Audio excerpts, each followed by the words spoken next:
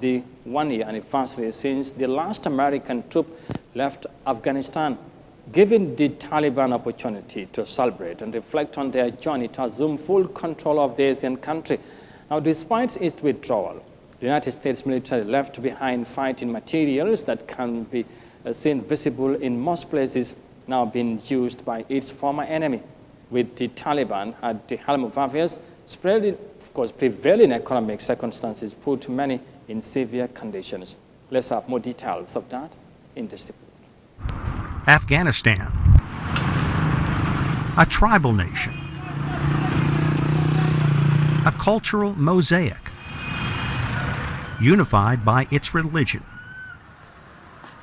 A poor nation trying to find its footing in a modern world, while its government faces criticism from abroad. Much of the West may not like it, but the Taliban easily swept into power and controls the country. We always knew that we had the support of the people of Afghanistan. Yes, societies have differences. We never claim that there's uniformity of ideas. So we understood people have differences, they have fears, they have concerns.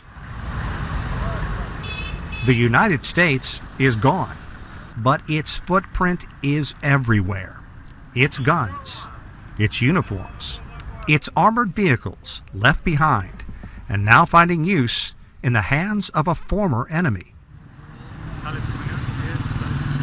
Giant blast walls outside what was the U.S. Embassy have been painted over with pro-Taliban slogans, this one boasting that the Taliban sent the superpower packing. The world watched as the U.S. retreated to the Kabul airport, fumbling its way through a messy and hasty withdrawal. Today, it is a ghostly reminder of what was left behind, as legions of Afghans crammed into this narrow street, hoping to get on one of the last planes out. Abdul Hadi Hamdan is now the Minister of Aviation. A year ago, he was at the gates of the airport, in charge of Taliban fighters. The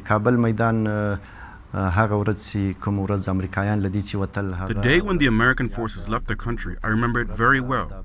That is our historical day, and we will celebrate it. It is not just Islamic Emirates Mujahideen, but a happy day, a prideful day for all true Afghan Muslims. We must never forget it. There are some, like Zabiullah Hotak, that cannot forget that day, no matter how hard he tries. His brother was one of those who made the fatal decision to cling to a U.S. military plane leaving the nation. Hotak says his brother was always secretive about his job and suspects his brother was working for the United States and feared what would happen as the Taliban seized control of the country. I